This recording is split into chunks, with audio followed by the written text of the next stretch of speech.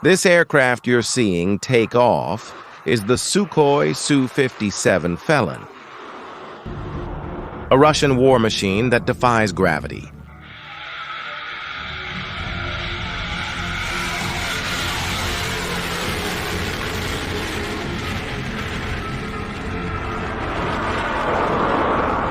Pugachev's Cobra.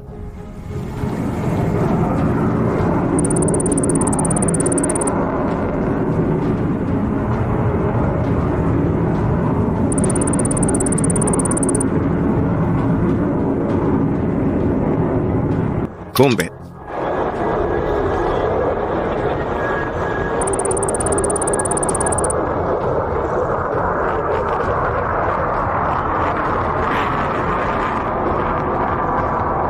These are maneuvers that seem to defy the laws of physics, but experienced pilots are able to perform them in these advanced fighter jets.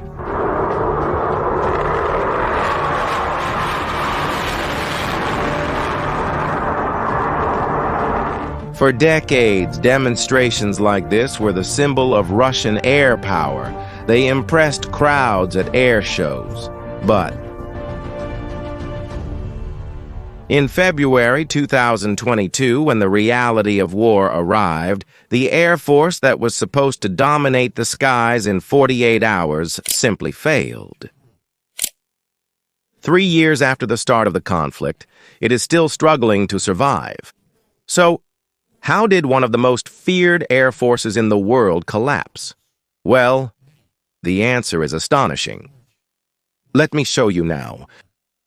Before the invasion of Ukraine, the Russian Air Force was considered one of the most powerful in the world. And with good reason. It had hundreds of modern aircraft, and everyone expected it would be able to destroy the Ukrainian air defense in no more than 72 hours. Not only Russia, but also much of the West believed it would be a quick and easy victory, at least in the air. But the reality, as we know, was completely different. The first problem wasn't the technology of the Russian planes. Russia had many more planes than Ukraine, and they were more modern. The real problem was that the Russian Air Force didn't know how to fight a real war. It's like having a Ferrari but not knowing how to drive it. The equipment is excellent, but they lacked the knowledge to use it. And there are some good reasons why that happened. The first is that the Russian Air Force was created only to help the army on the ground, as if it were flying artillery. It was never designed to fight alone and completely dominate the airspace. Secondly, the Russians didn't know how to coordinate attacks with different types of aircraft at the same time. While Western forces send dozens of planes together, some to attack, others to protect, others to detect enemies, the Russians would send only 1 or 2 planes at a time, without proper protection.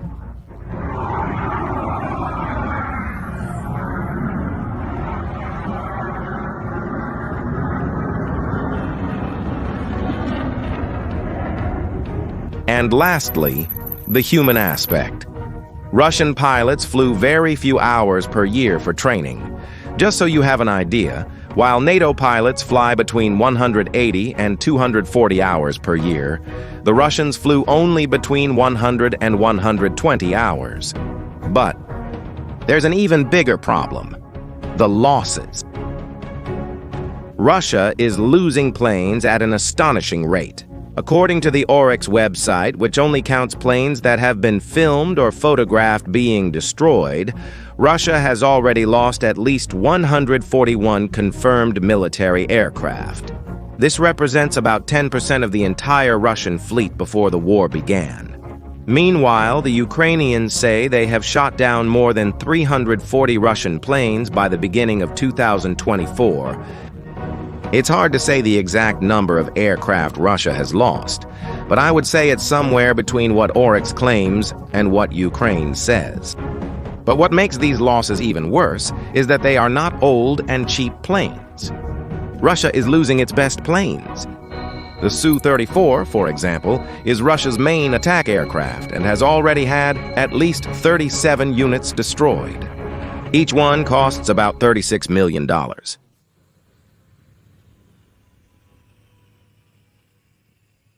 And what's worse, Russia can only manufacture 6 per year, which means it lost the equivalent of 6 years of production.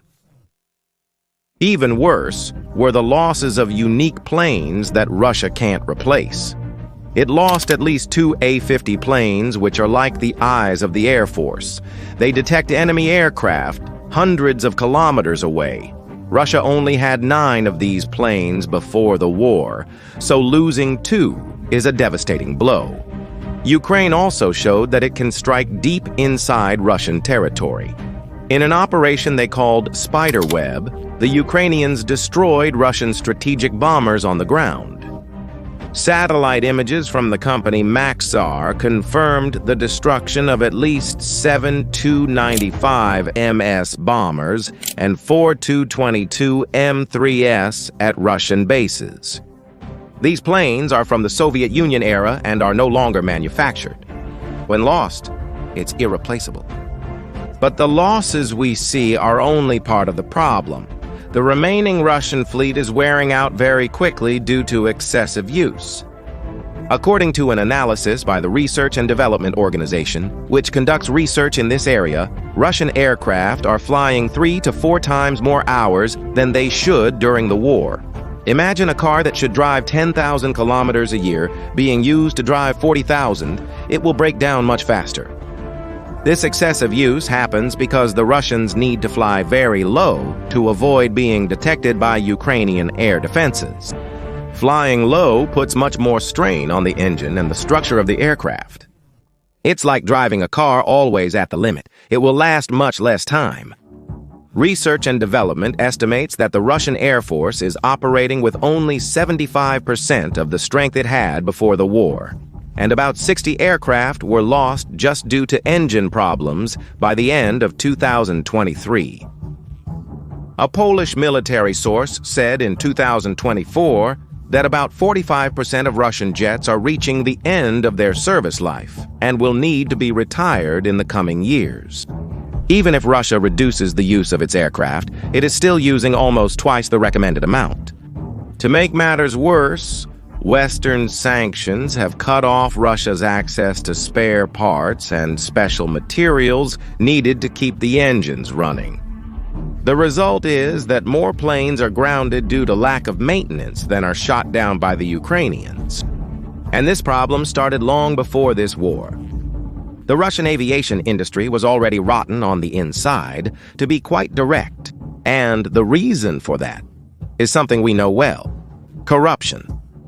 In July 2024, a shocking discovery showed just how bad things were. 5 of Russia's 18 most modern transport planes, like the Il-76 MD-90A, were taken out of service because the wheels were failing. Since the total fleet was only 18 planes, this meant losing more than a quarter of the country's most advanced military transport capacity.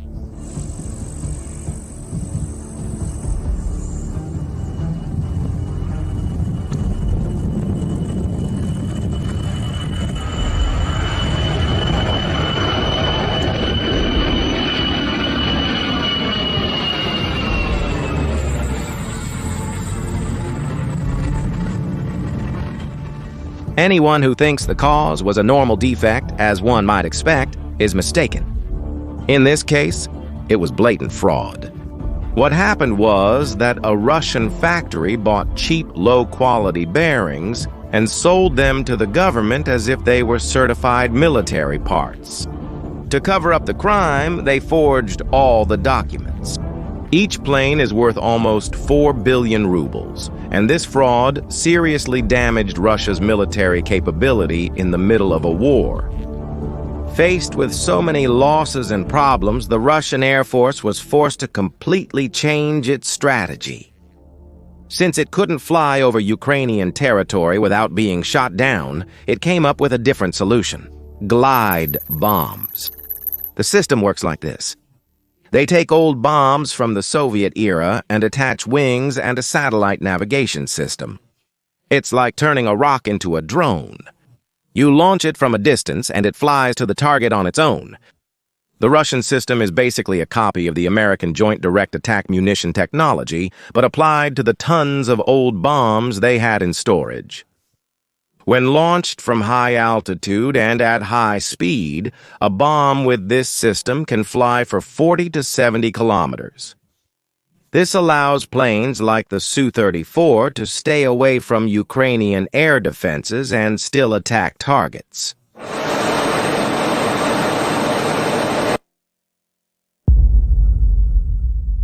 Russia has adapted this system for bombs of various sizes, from the high-explosive aerial bomb, 500, which weighs 500 kilograms, to the gigantic high-explosive aerial bomb, 3,000, which weighs 3 tons. These bombs have a devastating effect. The high-explosive aerial bomb, 1,500, which has more than 700 kilograms of explosives, can destroy entire buildings and leave craters up to 20 meters wide. These weapons were decisive in the capture of cities like Avdiivka, where the Russians simply bombed until there was nothing left to defend. Just in the first months of 2025, Russia launched thousands of these glide bombs. The accuracy isn't perfect. While American bombs miss by only 5 meters, the Russian ones can miss by 30 meters or more. Russia is making new gains in the east of the country, helped by a weapon called a glide bomb. Local officials say one of those bombs hit this apartment building in the city of Kharkiv last night. They're also being used on the battlefield. But as you can imagine, when you're dropping a bomb that makes a 20-meter hole, you don't really need to be very precise. And this glide bomb has become the main weapon of the Russian Air Force. It's a simple but effective solution that made use of what they had that was good. Thousands of old bombs in storage. And they worked very well to make up for what they lacked, which was the inability to fly over enemy territory. At the same time, Russia improved its ability to find targets. At the beginning of the war, it took up to 4 hours between discovering a target and attacking it. Starting in 2023, they began using thousands of small drones to monitor the battlefield. Now, when these drones find a Ukrainian target, they can call a Su-34 jet, which is flying at a safe distance, to drop a glide bomb almost immediately. This combination of constant surveillance with long-range firepower has created a much more efficient and dangerous system. The threat today is not just the bomb, but the entire network that guides it to the target. This Russian experience in Ukraine ended up completely changing how we think about modern aerial warfare. For Western countries, it was an important wake-up call that forced a complete review of their strategies. The clearest lesson is that controlling the airspace remains fundamental. Since neither side managed to achieve complete air dominance, the war turned into a slow and bloody ground battle. For NATO, this confirms that air superiority is essential for any successful military operation. The war also showed that you can cause a lot of damage with cheap systems in large numbers, not just with expensive and sophisticated missiles. The difference between an attack drone and a missile is getting smaller and smaller. A long and intense conflict like this, as we're seeing, is basically a race of industrial production. Whoever can manufacture more weapons faster has a decisive advantage. Having advanced equipment is useless if you don't know how to use it properly or don't have trained people to operate it. But then, what is the future of the Russian Air Force? Look, I need to tell you something. The answer isn't simple. These huge losses that the Russians suffered are difficult to replace. We're talking about experienced pilots killed, unique planes like the A-50 flying radars, and strategic bombers destroyed. All of this represents permanent damage. And to make matters worse, widespread corruption in the defense industry ends up making new equipment less reliable. Now add hundreds of Western sanctions on top of that. The situation will worsen. The most likely outcome is an air force that will trade sophistication for quantity and brutality. There will be fewer modern planes like the Su-57, which they had planned for, but it will be very good at dropping glide bombs. It will continue to be dangerous for neighboring countries, but its dreams of rivaling the American Air Force have been destroyed for at least a generation. The story of the Russian Air Force in Ukraine can be summed up in 3 words: failure, losses, and adaptation. They entered the war thinking they would be a modernized air superpower that would quickly dominate the skies. But instead, they found out they had deep problems that they were never able to fully solve. And this example from Russia serves as an important lesson for all countries. Having advanced military equipment is useless without organization, training, and the competence to use it. In the end, it's the people and the preparation that decide who wins. In that sense, Ukraine is making history.